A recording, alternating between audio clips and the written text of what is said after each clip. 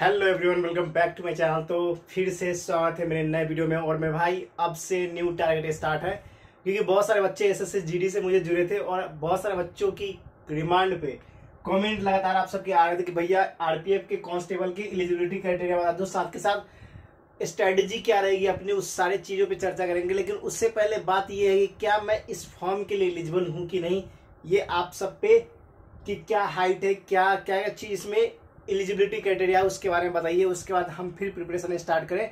तो सारे चीज़ों को खंडन करके और आपके पूरे 100%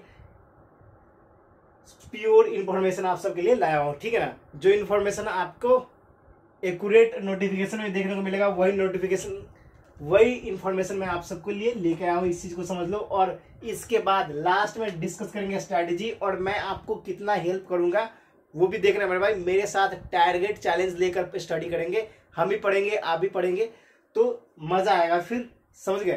तो जो भाई नए जुड़ेंगे चैनल को सब्सक्राइब, लाइक और शेयर कर देना। चलो स्टार्ट करते हैं। रेलवे प्रोटेक्शन फोर्स के बारे में आज सबसे पहले जानते हैं। देखो, सबसे पहली बात है मेरे भाई, आप सबको बहुत डाउट थे इसके बारे में कि एलिजिबिलिटी क्राइटेरिया क्या है। तो चलो आज सबसे पहले बात कर लेते हैं वैकेंसी के बारे में। तो वैकेंसी की बात करते हैं तो मेरे भाई सबसे इंपॉर्टेंट बात आपकी ये है कि वैकेंसी आपके दो पार्ट में है। पहला पार्ट में आरपीएफ सब इंस्पेक्टर, जिसको एसआई बोलते हैं, दरोगा भी बोलते होंगे, ठीक है ना। और दूसरा है आरपीएफ कांस्टेबल, मतलब कांस्टेबल जो होते हैं। अब देखो, टोटल वैकेंसी अगर बात करें आरपीएफ सब इंस्पेक्टर की, तो आपकी पोस्ट जो है 452 पोस्ट है, मतलब इतनी आपकी वैकेंसी है। और इसमें एलिजिबिलिटी क्राइटेरिया क्या है कि ग्रेजुएशन कंप्लीट होना चाहिए और एज आपके 20 से 28 ईयर्स होना चाहिए। ये चीज समझ लो। ये जनरल के लिए, ओबीसी के लिए 3 साल का एज रिलैक्सेशन दिया गया है, एससी एसटी के लिए 5 साल का एज रिलैक्सेशन दिया गया है। इस चीज को भी समझ लो। अब आरपीएफ कांस्टेबल की बात करते तो कांस्टेबल में टोटल पोस्ट है 4208, मतलब 4208 पोस्ट है, जो कि 10th पास पे मेरे भाई। और एक और चीज इंपॉर्टेंट है कि इसमें एज 18 से 28 तक है। और इसमें सबसे इंपॉर्टेंट बात है कि आपका ओबीसी का जो है वो 3 साल का एज रिलैक्सेशन दिया गया है और एससी एसटी का 5 साल का एज रिलैक्सेशन दिया गया। ये इतने सारे चीजें आपके हो गएंगे क्लियर। अब देखो, इतने चीज तो हो गए वैकेंसी के बारे में। अब क्या निगेटिव मार्किंग है क्या? तो बिल्कुल मेरे भाई, इसमें निगेटिव मार्किंग 1/3 है, मतलब 3 क्वेश्चन गलत करोगे तो 1 क्वेश्चन के मार्क्स उड़ जाएंगे आपके, समझ गए। अब एग्जामिनेशन पैटर्न की बात करते हो तो एग्जामिनेशन पैटर्न जानना बहुत जरूरी है, क्योंकि जितने भी भाई ओएसएस, सीजीएल, सीपीओ, एमटीएस, जिस भी एग्जाम की तैयारी करते हो, सबसे इंपॉर्टेंट है आपके एग्जामिनेशन पैटर्न को जानना। विदाउट एग्जामिनेशन पैटर्न आप कोई भी एग्जाम क्रैक नहीं कर सकते, क्योंकि इसी पे सारा डिपेंड करता है कि आप सिलेबस किस प्रकार से देख रहे हो, किस प्रकार से स्ट्रेटेजी फॉलो कर रहे हो।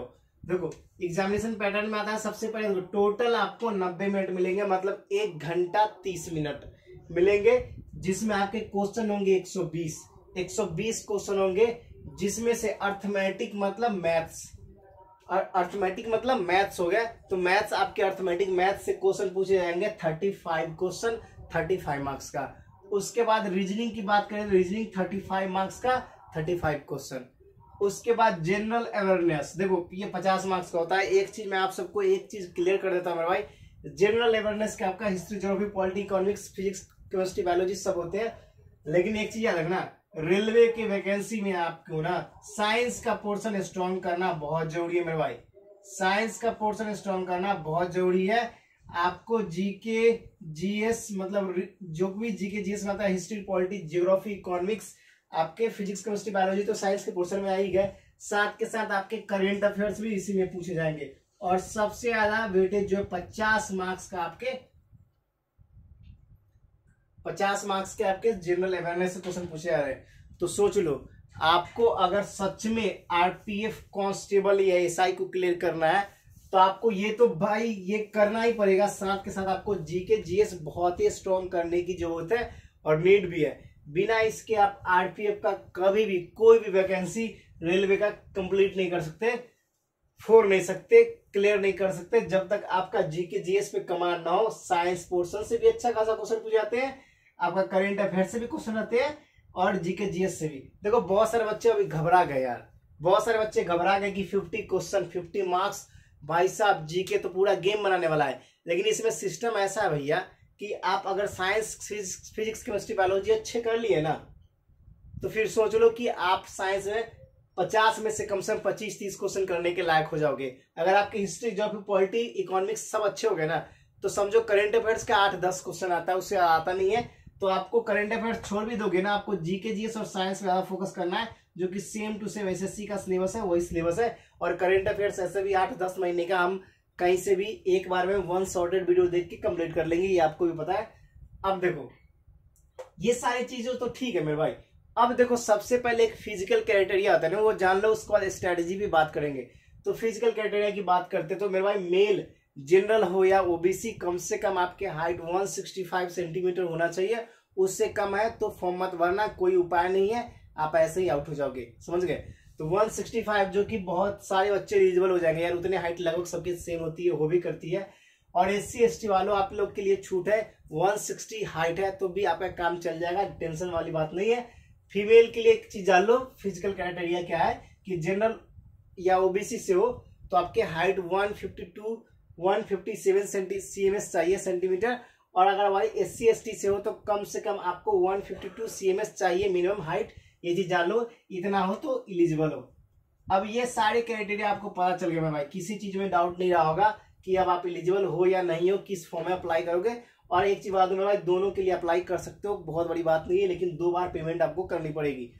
अब स्ट्रैटेजी, अब देखो स्ट्रैटेजी के लिए आपको मैं एक चीज बता दूं मेरे भाई, देखो आपको सबसे पहले मैं क्या करवाऊंगा आपको मेरे भाई, हर दिन अगर जो भाई मुझसे जुड़ोगे, बहुत आप सबके लिए ही इंपॉर्टेंट है मेरे भाई, सुन लो, मैं हर दिन मैथ्स के सिलेबस, आप किसी भी टीचर से जिसके बेसिक नहीं अच्छे से पता है, वो एक काम कर सकते हैं मेरे भाई कि आप चुपचाप जाके किसी भी टीचर से बेसिक कॉन्सेप्ट कंप्लीट कर लो, मैथ्स का हो, रीजनिंग का हो, जीके जीएस का हो।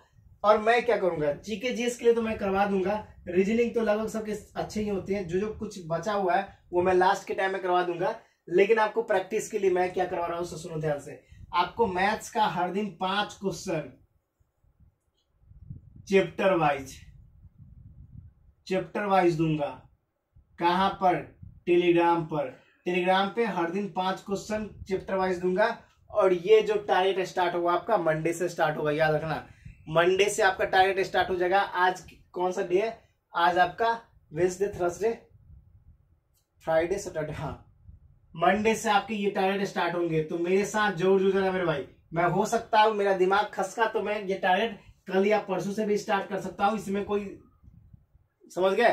तो इस चीज को रखना, मंडे से एकदम हर एक टॉपिक वाइज चलेगा, खतरनाक लेवल सा। और सारे भाई को टेलीग्राम से जुड़ जाना, टेलीग्राम का लिंक मैं नीचे डिस्क्रिप्शन में दूंगा, समझ गए। तो उस चीज को जरूर फॉलो कर लेना। सेकेंड आपकी आती है रीजनिंग की। तो देखो रीजनिंग ऐसा है भैया, बहुत सारे बच्चों को रीजनिंग आता है, बहुत को तो आता ही है, कुछ क्वेश्चन में फंसते हो। तो रीजनिंग का अपन क्या करेंगे, सैटरडे संडे को इसको लिए कुछ स्पेशल, जिस बच्चे को जो टॉपिक में प्रॉब्लम होगा उसके रिलेटेड मैं वीडियो बनाऊंगा और आप सबको सिखाऊंगा, समझाऊंगा, मैं भी सीखूंगा और मैं भी पढ़ूंगा। अब तीसरा नंबर है जनरल अवेयरनेस का। देखो अब एक चीज बात, जीके जीएस का क्या करना है अपन को, देखो ध्यान से। जीके जीएस का करूंगा क्या, मैं हर दिन सबसे पहले स्टार्ट में करूंगा भाई साहब, किससे, पॉलिटी से, चाहे हिस्ट्री से स्टार्ट करूंगा। हिस्ट्री के हर दिन 5 पेज नोट्स मैं आपको दूंगा, जो कि इंग्लिश में है मेरे भाई, मेरे पास हिंदी नहीं है, नोट्स इंग्लिश में है। अगर किसी भाई के पास हिंदी में होगा, टेलीग्राम से मुझे मैसेज कर देना, वो ताकि मैं बच्चों को शेयर कर पाऊं, मैं अपने दोस्तों को, सारे को, ठीक है ना। 5 पेज हर दिन आपको याद करने पड़ेंगे, ठीक है ना।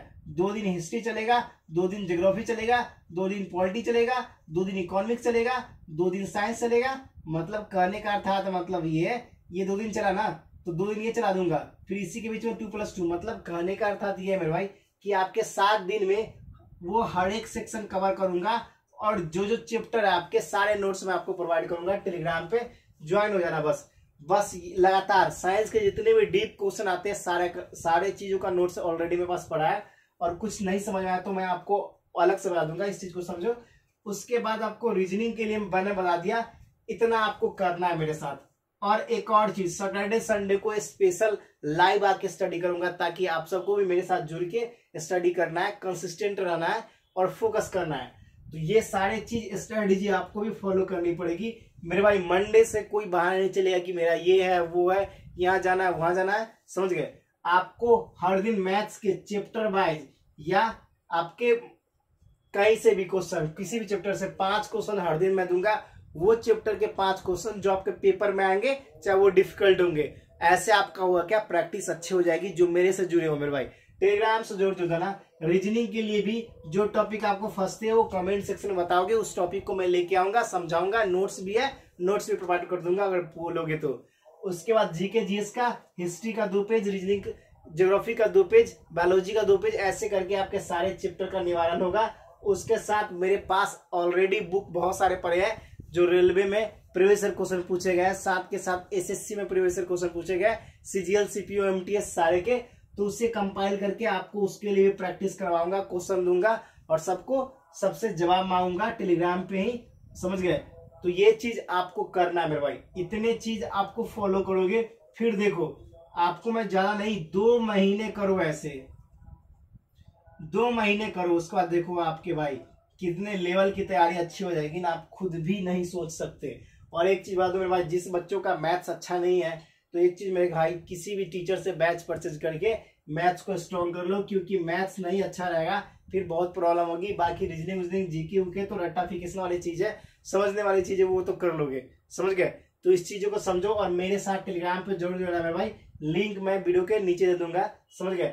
बाकी जो जुड़ते हैं इस स्ट्रैटेजी को मेरे साथ फॉलो करो और मेरे साथ जुड़ो, चैनल को सब्सक्राइब करो, लाइक करो, शेयर करो और फिर मिलते हैं मेरे भाई, समझ गए। और टारगेट को अचीव करो और टारगेट मैं आप सबको दूंगा भी, टेंशन ना लो, ठीक है। तो फिलहाल इतना ही। बाकी जो भाई चैनल पर नए जुड़ेंगे सब्सक्राइब, लाइक और शेयर कर देना। जय हिंद, जय भारत, वंदे मातरम।